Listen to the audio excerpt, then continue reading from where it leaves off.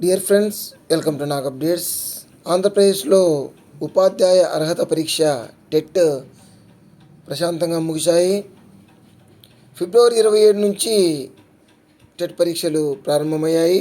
బుధవారం వరకు జరిగాయని చెప్పేసి పాఠశాల విద్యాశాఖ కమిషనర్ ఎస్ సురేష్ కుమార్ గారు ఒక ప్రకటనలో తెలియజేశారు.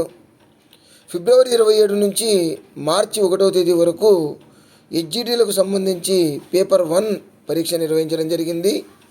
ఇందుకు గాను 1,29,276 మంది అప్లై చేసుకుంటే అందులో 1,13,296 మంది అటెండ్ అయ్యారు.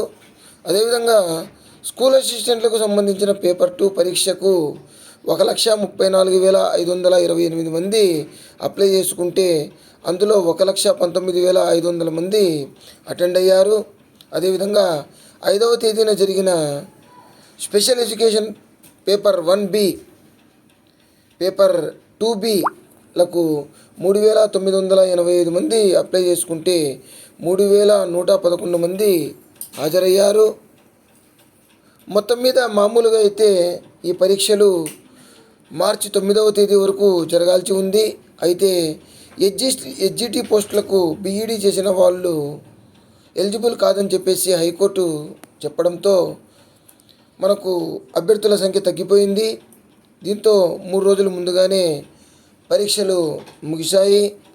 మొత్తం మీద 2,67,789 మంది అప్లై చేసుకుంటే 2,35,907 మంది మాత్రమే పరీక్ష రాశారు.